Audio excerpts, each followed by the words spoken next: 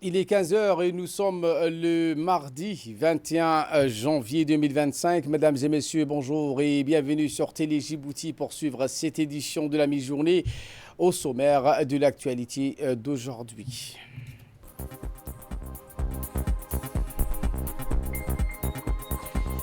Inauguration des nouveaux établissements scolaires et ceux dans la région de l'Unité faite par le ministre en personne, M. Moustapha Mohamed Mahmoud, ministre de l'Éducation nationale et de la formation professionnelle. Et aux Palestine, le programme alimentaire mondial espère nourrir rapidement 1 million de personnes dans la bande de Gaza. C'était les titres. Merci si vous nous rejoignez sur Télé Djibouti. Les élèves de l'école primaire de Hol Hol en visite à l'Assemblée nationale ce mardi. Donc l'Assemblée nationale, sous l'initiative de son Excellence Dileita Mohamed Dileita, président de l'Assemblée nationale, a eu l'honneur d'accueillir les élèves de l'école primaire de Hol Hol. Ces élèves étaient accompagnés de leur directeur, M. Wahib Omar Farah, des cadres enseignants ainsi que plusieurs parents dans le cadre d'une visite éducative et pédagogique. Lors de cette journée, les élèves ont eu le privilège de rencontrer M. Dileita Mohamed Dileita, président de l'Assemblée nationale, qui leur a chaleureusement souhaité la bienvenue. Il a profité de l'occasion pour leur expliquer l'importance de l'Assemblée nationale dans le système démocratique ainsi que son rôle essentiel en tant qu'institution législative et lieu de représentation des citoyens. Aux côtés du président de l'Assemblée nationale, Mme Safia Elmi, première vice-présidente, ainsi que Saleban Dahir, secrétaire du bureau, et plusieurs autres parlementaires, notamment Nima Aboulhan, Kaltoum Farah, Hassan Omar, Elias Ahmed, Omar Waberi, ont activement participé aux échanges avec les élèves et leurs accompagnateurs. Et la vie politique ou bien la vie républicaine de notre pays. Et ensuite, je tiens à saluer ici, remercier en plus, tout d'abord notre président de la République, Ismaël Omar Guelleh, et le président de l'Assemblée, ainsi que le gouvernement et les membres des députés. Mes élèves ont eu la chance de savoir concrètement la valeur de l'unité, l'égalité et paix qui font notre nation, notre pays. Je remercie encore une fois mon directeur de l'école, ici présent ici, qui nous a facilité aussi de visiter ici, au sein de l'Assemblée nationale. Et voilà qu'il nous ramène de parler de cette tournée du ministre de l'Éducation nationale et de la formation professionnelle, tournée à laquelle il a débuté avec l'inauguration du lycée général de la localité de Mouloud, située dans la région de l'Unité d'Ikil. Les détails avec le reportage. National de la formation professionnelle, Moustapha Mohamed Mahmoud, accompagné de la représentante de l'UNICEF, de la représentante de l'ONG Qatar Charity, des hauts cadres d'Humanfop, ont entamé dimanche à Dikil une tournée qui les conduira dans toutes les régions de l'intérieur du pays. Cette initiative vise d'une part à procéder à l'inauguration des nouveaux établissements scolaires construits au cours des 2 dernières années, à partager également avec les populations les efforts déployés par le gouvernement pour élargir et démocratiser l'accès à l'éducation et d'autre part à intensifier les campagnes de sensibilisation sur les enjeux spécifiques tels que la scolarisation des filles, la réintégration des enfants déscolarisés grâce au programme d'éducation accélérée et l'éducation inclusive pour les enfants à besoins spéciaux. Le ministre, au cours de son périple, entend rappeler aux populations rurales l'importance de garantir l'accès à l'école pour tous en surmontant les barrières sociales, culturelles et économiques afin de construire une société équitable et plus inclusive. La tournée a débuté par l'inauguration du lycée général de Mouloud. Construit en 2023, le lycée général de Mouloud flambant neuf est aujourd'hui un symbole de progrès, de proximité éducative. Il accueille 117 élèves et offre aux jeunes de la localité une opportunité d'étudier près de leur famille. Grâce à cette infrastructure, les élèves peuvent désormais étudier dans leur propre localité. Un avantage qui a significativement contribué à l'amélioration de leurs résultats scolaires. Le taux de réussite du baccalauréat dans cet établissement a atteint les 85% l'année dernière, un chiffre remarquable qui témoigne de l'impact positif d'une éducation de proximité. Après l'inauguration, le ministre s'est entretenu avec le comité de gestion de l'établissement et les représentants de la population locale. Ces derniers ont exprimé leur gratitude pour les efforts entrepris par le MENFOP pour garantir une éducation inclusive et accessible. Le ministre a exhorté pour sa part les parents à prendre soin de cette infrastructure. Après Mouloud, la délégation s'est rendue dans le village d'Abaïtou pour inaugurer une école rurale intégrée, un projet novateur qui vise à transformer l'éducation en un moteur de développement local. En marge des inaugurations, le ministre de l'Éducation nationale de la formation professionnelle s'est entretenu avec le OCAL de la région, les autorités coutumières. Lors de cet échange, le ministre a mis en lumière les efforts déployés par le gouvernement pour améliorer l'accès à l'éducation dans cette région, notamment à travers la construction d'infrastructures modernes et le renforcement des programmes éducatifs. C'est pas la première fois que je suis venue, je connais bien l'endroit et vraiment ce modèle des écoles rurales intégrées, c'est un modèle qui est très important. Je voudrais aussi remercier notre partenaire de AFD qui ne sont pas aujourd'hui avec nous, mais qui vont venir bientôt parce qu'avec leur financement et aussi ensemble avec Qatar Charity, on est plus fort avec tous les partenaires. Et un grand merci d'abord et félicitations aux autorités et les gouvernements de Djibouti parce que c'est vraiment un modèle qu'on veut aussi montrer aux autres ailleurs. C'est pas facile de faire l'éducation dans des endroits éloignés et c'est important parce que ça va changer l'avenir des enfants, mais toute la communauté. Et comme le chef de village, il vient de dire, on est fiers d'avoir envoyé déjà les premiers à l'université même d'ici.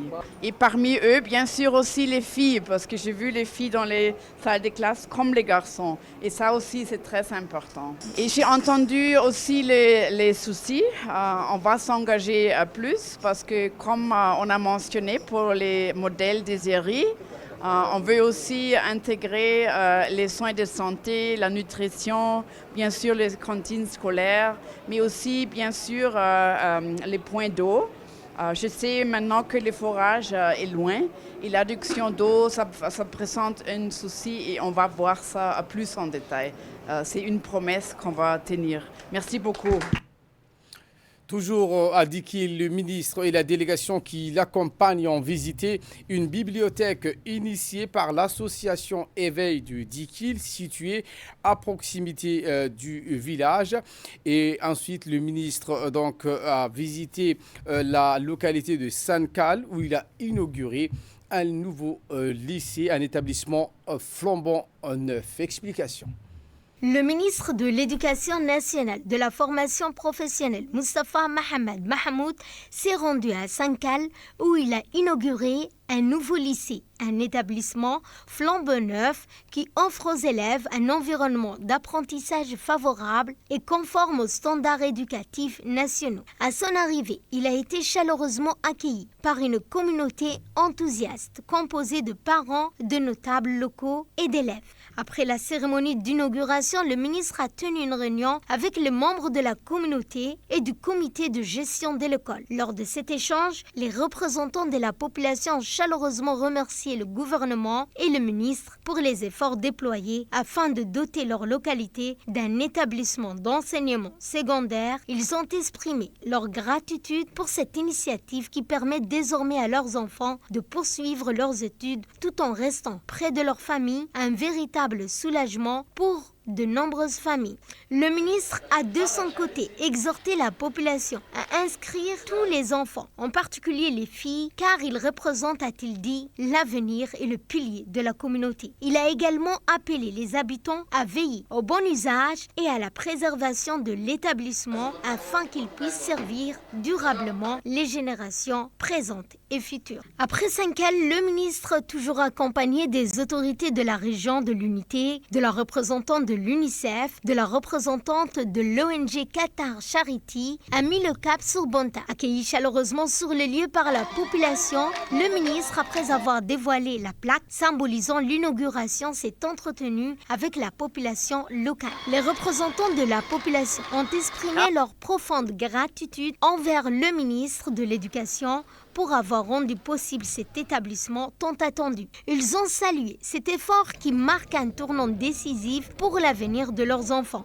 leur offrant désormais la possibilité de bénéficier d'une éducation de qualité sans avoir à parcourir de longues distances. Reconnaissant de cette initiative, ils se sont engagés à soutenir activement le fonctionnement de l'école, notamment en veillant à son entretien et en encourageant l'inscription et la régularité des enfants afin que chaque élève puisse pleinement tirer profit de cette opportunité précieuse. Enfin, le ministre et sa délégation ont clôturé ce long périple dans la région de Dikil par Asaïla, où le ministre Moustapha Mohamed Mahmoud a inauguré un nouveau lycée, un projet attendu depuis longtemps par les habitants de la région. Lors de l'inauguration du nouveau lycée dans le village de Asaïla, les représentants de la population ont tenu à remercier chaleureusement le ministre de l'Éducation pour les efforts constants déployés afin de renforcer le système éducatif dans la région. Ils ont souligné avec fierté que grâce à cet établissement, Asaïla dispose désormais de structures éducatives complètes, allant du préscolaire au lycée en passant par le collège, offrant ainsi aux enfants du village une trajectoire scolaire continue sans avoir à quitter leur localité. Reconnaissant de cette avancée majeure, les habitants se sont engagés à accompagner ces projets en veillant à l'entretien des infrastructures et en sensibilisant les familles à l'importance de la scolarisation. Ils ont également réaffirmé leur volonté de collaborer étroitement avec les autorités éducatives pour garantir un environnement propice à la réussite des élèves et au développement de la communauté.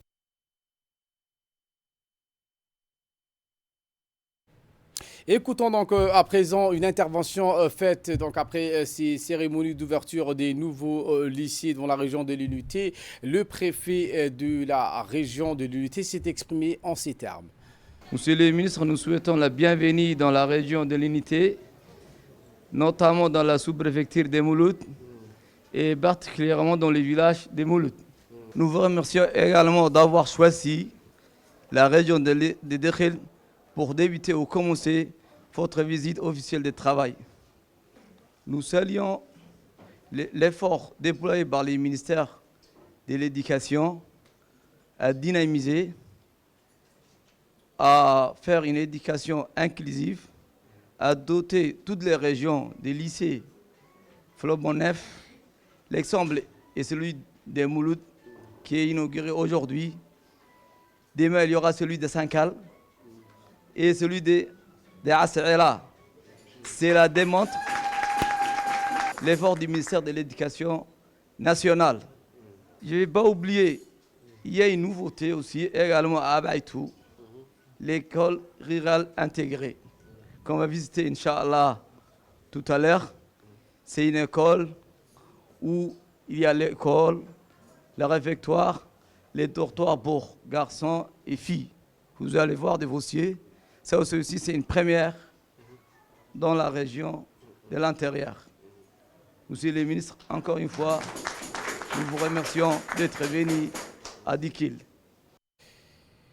Eh bien, lors de cette cérémonie d'ouverture de ces lycées flambant neufs par le ministre de l'Éducation nationale et de la formation professionnelle, Moustapha Mohamed Mahmoud, a pris la parole. Le ministre, donc, a pour sa part exhorté les parents à prendre soin de cette infrastructure, à suivre de près la scolarité de leurs enfants. De plus, Moustapha Mahmoud a rappelé que l'éducation reste le pilier du développement durable et a appelé à une mobilisation collective pour protéger et valoriser les acquis. Ensemble, nous construisons l'avenir de notre pays, un avenir où chaque enfant aura la chance de s'épanouir grâce à l'éducation, a précisé M. Moustapha Mohamed Mahmoud, ministre de l'Éducation nationale et de la formation professionnelle. Le ministre a également annoncé la construction à 10 Kilville d'un centre dédié à l'éducation des enfants à besoins spéciaux, soulignant là aussi l'importance d'une éducation inclusive. Par ailleurs, Moustapha Mohamed Mahmoud a appelé les autorités coutumières à jouer un rôle actif dans la sensibilisation des communautés, particulièrement celles vivant dans les localités reculées, afin de lever les réticences persistantes à la scolarisation des filles, un enjeu selon lui crucial pour le développement équitable de la région. Fin de citation. Poursuivant ses propos, le ministre de l'Éducation nationale et de la formation professionnelle a dit qu'il a de son côté également rappelé la population à inscrire tous les enfants, en particulier les filles, car ils représentent, a-t-il dit, l'avenir et le pilier de la communauté. Moustapha Mohamed Mahmoud a également appelé les habitants à veiller au bon usage et à la préservation de l'établissement afin qu'ils puissent servir durablement les générations présentes et ceux futures. Le ministre donc a également martelé que le chef de l'État, Ismaël Marguili, accorde une importance capitale à l'éducation nationale et a mobilisé tous les moyens nécessaires pour renforcer un système éducatif solide et inclusif.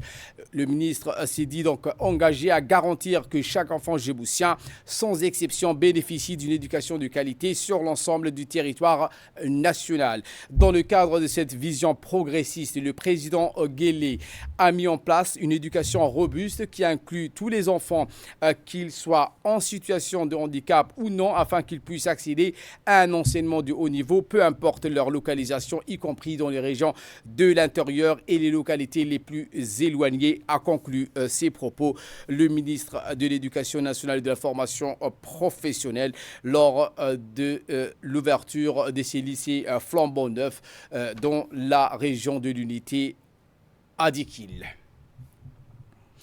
Autre actualité de ce 15h, le ministre des Affaires musulmanes et des biens Waqf, M. Moumin Hassan Barri, a effectué une mission officielle à Jeddah. C'était du 11 au 19 janvier à l'occasion de la conférence et exposition internationale du Hajj. Le ministre était accompagné du consul Ali Mi'ad, du représentant du ministère à Jeddah, Ousmane Farah Rouquet, du directeur des Affaires musulmanes, Ismaël Hassan Roblé, et de la directrice administrative et financière, Madame Ikram Ousmane. L'objectif principal de cette mission a été d'optimiser l'organisation du Hajj 2025 pour les pèlerins djiboutiens. Plusieurs rencontres, visites et échanges ont permis de renforcer la collaboration avec les autorités et prestataires saoudiens.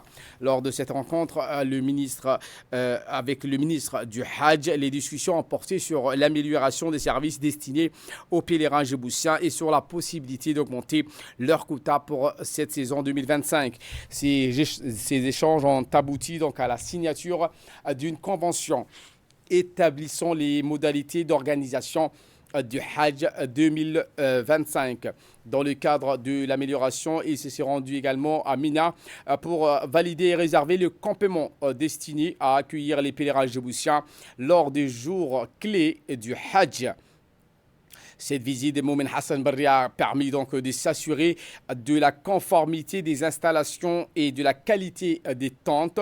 Le ministre a également inspecté les appartements prévus pour l'accueil des pèlerins djiboutiens à la Mecque, en portant une attention particulière aux critères du confort et de proximité à la mosquée Al-Haram. Cette visite s'inscrit donc de la volonté de garantir les conditions de séjour adéquates et de faciliter donc l'accomplissement de ce rite du Hajj. Le ministre a pris part aux travaux de cette conférence et exposition également internationale du Hajj, où il a pu échanger avec de nombreux acteurs du secteur. Ces rencontres ont favorisé donc le partage d'expériences et de bonnes pratiques, en renforçant ainsi la position de notre pays en matière de gestion du Hajj. Soucieux d'optimiser le transport des pèlerins djiboutiens, M. Moumin Hassan Barri a rencontré le directeur exécutif de FLINAS, Un accord a été conclu afin d'assurer des vols entre Djibouti et le Liessa. Cet accord permettra donc de garantir un acheminement régulier et confortable pour nos pèlerins. Par ailleurs, M. Mouin Hassan Baré a conclu un contrat de prestation de services dans l'établissement Refida, portant notamment sur l'hébergement, la restauration et l'accompagnement des pèlerins djiboutiens. Le directeur général de l'Agence nationale du tourisme, Ousmane Abdi Mohamed, a reçu ce matin dans son bureau une importante délégation des investisseurs chinois porteurs d'un méga projet sur la promotion touristique en République du Djibouti, notamment dans les îles de Moucha et Mascali. La rencontre a permis d'échanger sur la concrétisation de ce projet touristique qui transformerait la donne en République du Djibouti, notamment dans le secteur touristique. Ousmane Abdi Mohamed, directeur général de l'agence djiboutienne du tourisme, a quant à lui donc indiqué que ce projet va voir le jour incessamment sous peu. Et pour cela, donc, ce méga projet porté par ce groupe chinois consiste également à des aménagements et des embellissements de plusieurs sites touristiques, à savoir l'île Moucha et l'île de Mascali.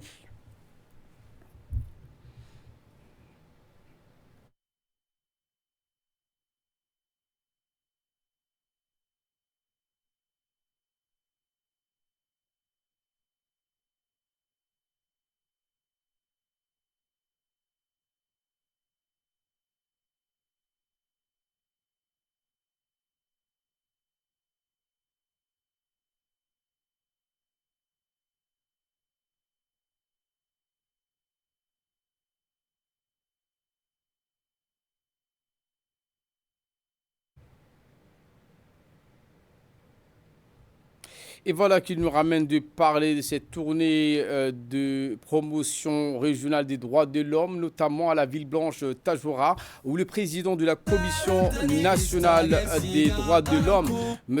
Ali Soubani Ateye, accompagné de Mme Khair Mohamed Burhan, directrice du personnel et du budget, cette tournée du président de la Commission nationale des droits de l'homme, M. Ali Soubani Ateye, a eu lieu donc en premier au bureau du président du conseil régional.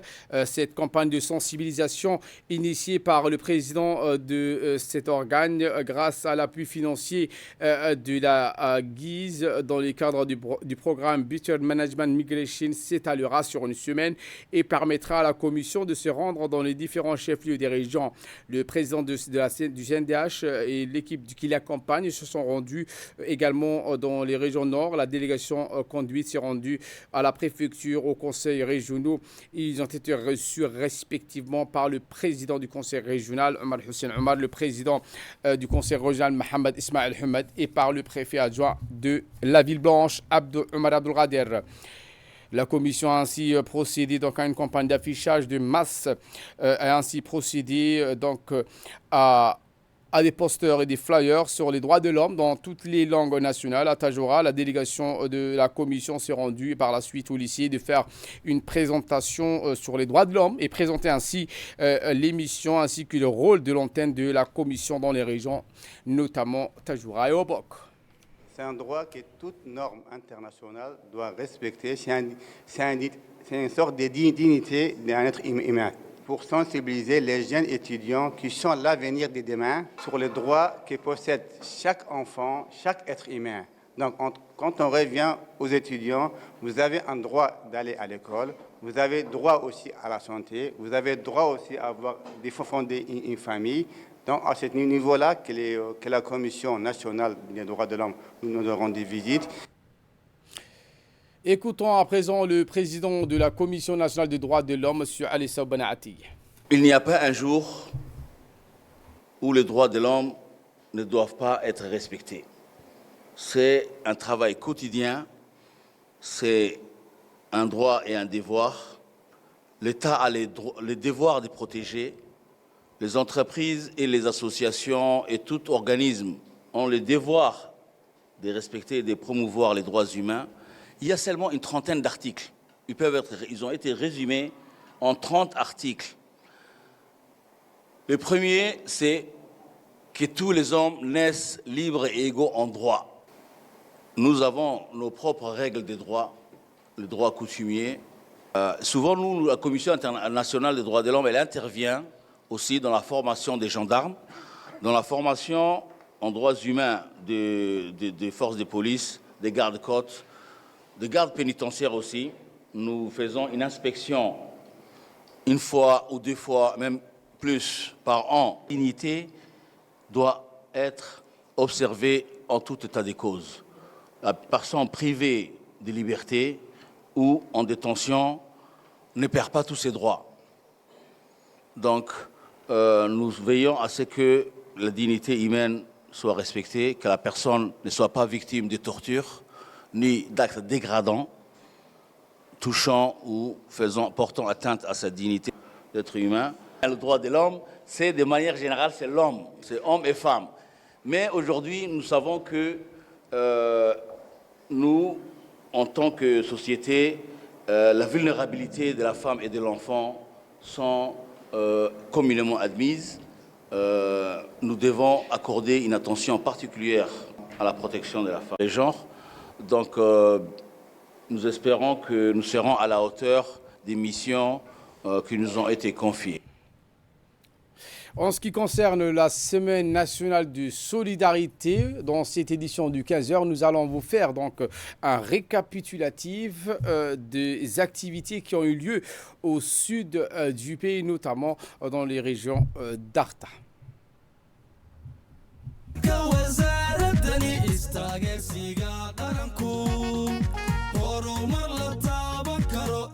Placée sous le thème de la solidarité et de la cohésion nationale, l'édition 2025 de la Semaine nationale de la solidarité a été lancée le 11 janvier dernier par le président de la République Ismaël Omar Guelleh à Ali Sabieh en présence de la première dame et présidente de l'UNFD, Khadra Mohamed Haïd.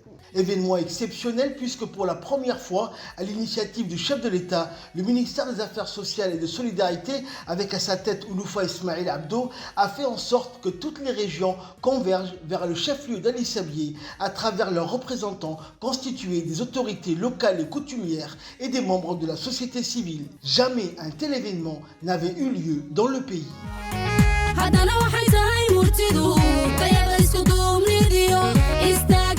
Après le lancement officiel du 13 au 19 janvier, une équipe du ministère des Affaires sociales et de Solidarité, conduite par Ouloufa Ismail Abdo, a parcouru les régions d'Ali Sabieh, de Dikil et d'Arta. L'objectif de cette tournée était de rencontrer les populations, recueillir leurs besoins et renforcer les actions sociales et solidaires à l'échelle locale.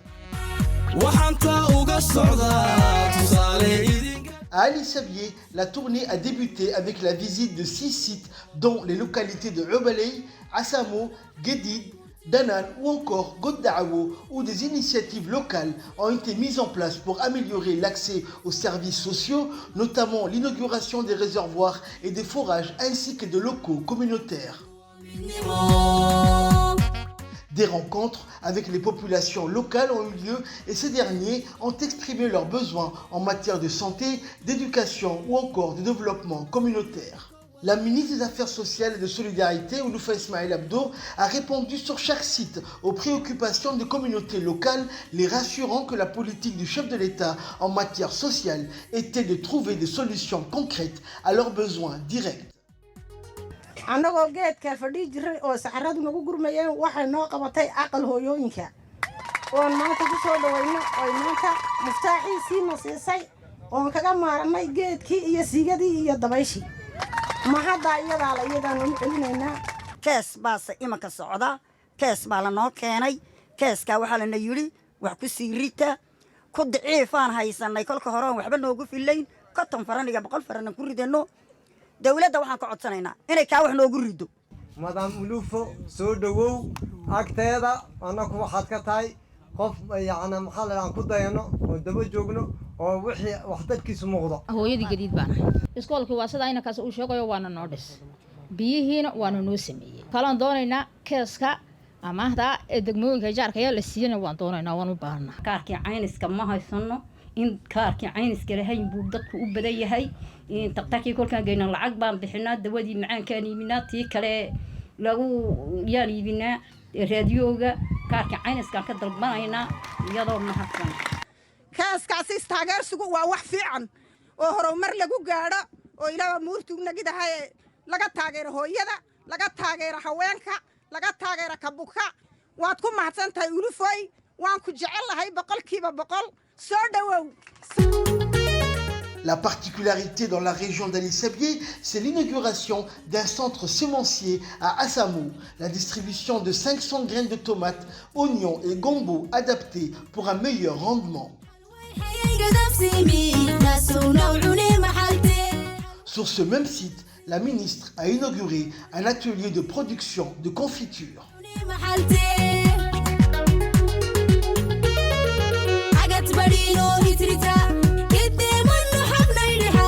Pour Ali Adé, après accueil chaleureux, Ouloufa Ismaël Abdo a inauguré l'extension de la centrale solaire, une centrale dont la capacité a été étendue de 62 à 300 kW.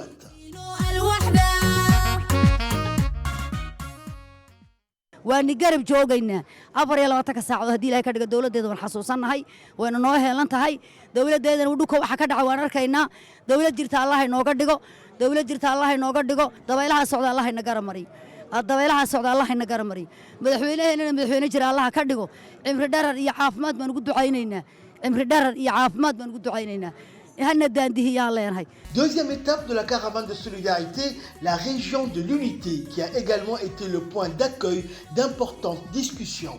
C'est ainsi que dans la journée du jeudi 16 janvier, la ministre des Affaires sociales et de solidarité, Ouloufa Ismaël Abdo, a pris part au conseil régional à la cérémonie de célébration du brillant aboutissement du concept GOA ou groupe d'entraide par affinité. Au nombre de 22 groupes, de 15 à 20 personnes à Dikil, le groupe d'entraide par affinité a réussi à ce jour à épargner près de 5 millions de nos francs en quelques mois en cotisant des petites sommes. Un concept innovant au service de la solidarité et du développement communautaire piloté par l'ADDS.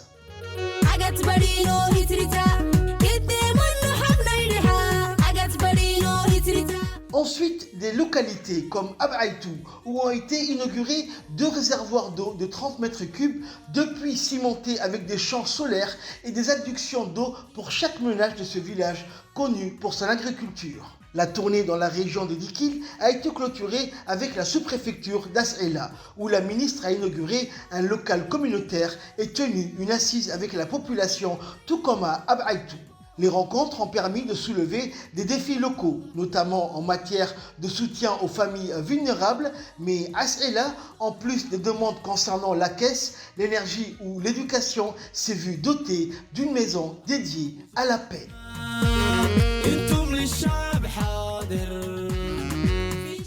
علي سبح الكيتنها أدرساس كوك أسئلة كادونا كوك أكلي لما توبكونا كي وغريني قاعد علي نهدي السلامة سين الاستراحة أقل كان بدأ واندونينا وسجعلنا قاعدة نسايسنا ما دركتي واحد نوقبتين إنك بدنا نوقبتين من دونينا أنت طريقة نوصل مرتين الله إني لبانو الله إني بركيه طريقة توصل الله إني مريا يا ويحهم بالله نجا حجابه annagu waxaan ka sheeganaynaa reer ahaan wax badan bay qabatay ay u qabatay degmada iyo nawaaxigeegaba forajaka motor day motor mactili kaqnanim edhe tokeli gay itti to aan garafayte woto yam macagtan wakale legati habshirati tofa fitti mahayna saantoti hayna maqudi hayna mi araka ahmanui ardidana arine hanam fanna habhaytu kadal. La journée du 19 janvier a été consacrée à la Benjamine des régions, ou la région du centre, Arta, où la ministre des Affaires sociales et de solidarité et sa délégation se sont rendus à Wea pour y rencontrer la population. Les doléances étaient principalement axées sur la construction d'un local communautaire, d'une école pour l'éducation islamique, l'extension des caisses. Ces discussions ont permis d'identifier des solutions concrètes pour améliorer le bien-être des habitants.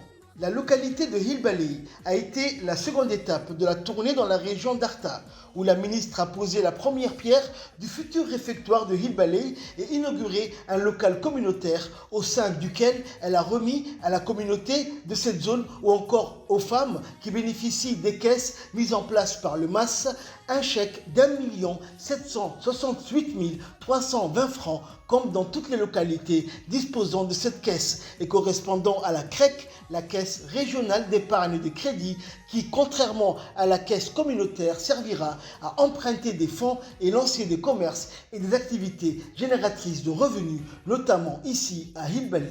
Cette tournée a permis de définir des priorités d'action pour chaque région visitée. De nombreux projets seront lancés, incluant des initiatives pour renforcer l'accès à l'eau, améliorer les infrastructures sociales ou encore soutenir les familles vulnérables.